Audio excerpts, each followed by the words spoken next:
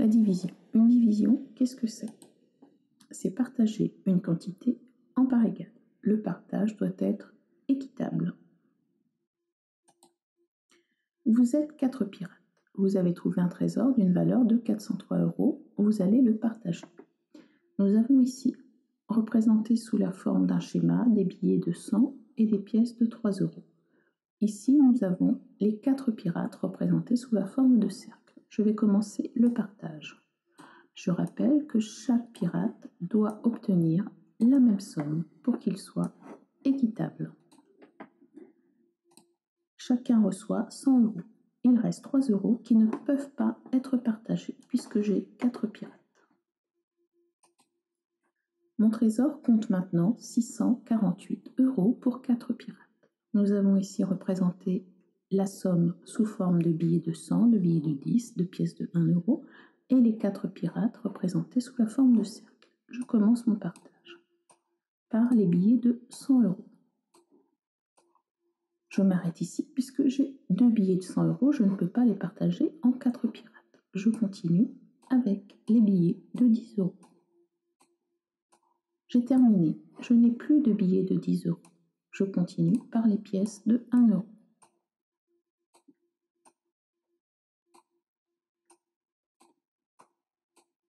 Chaque pirate, je le rappelle, doit avoir exactement la même somme.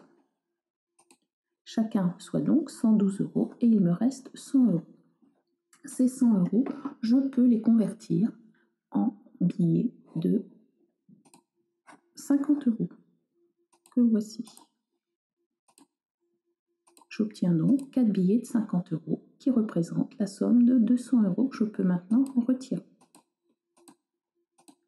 Je vais partager ces 50 € entre les 4 pirates.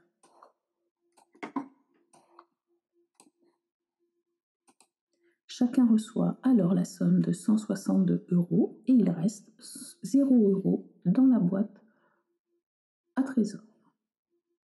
Ces deux problèmes ont été résolus grâce à la schématisation avec les pièces et les billets et les cercles représentant les pirates. Nous allons voir maintenant qu'il existe en mathématiques une opération.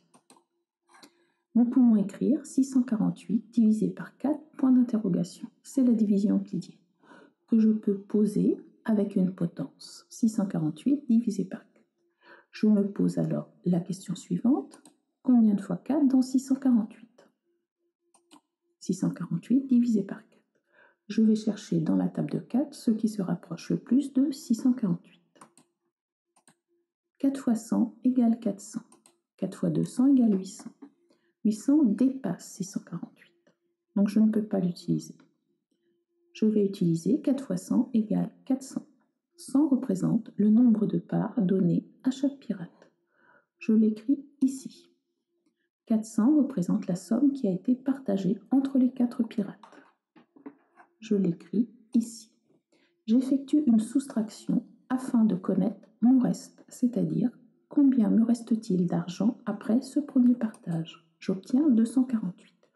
Je vais chercher maintenant à diviser 248 par 4. Combien de fois 4 dans 248 ? 4 fois 50 égale 200.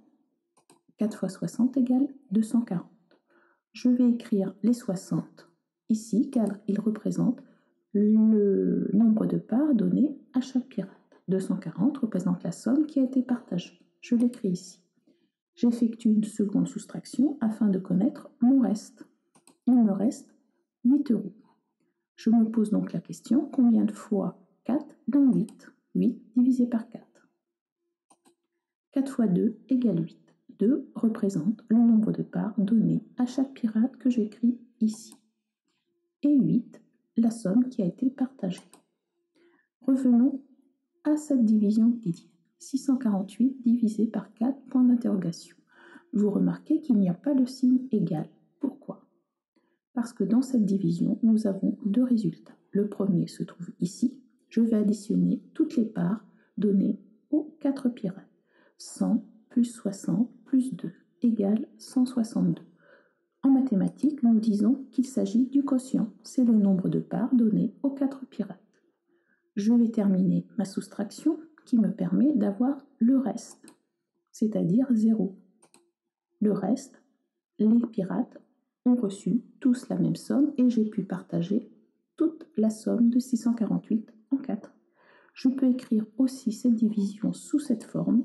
4 multiplié par 162 plus 0 égale 648.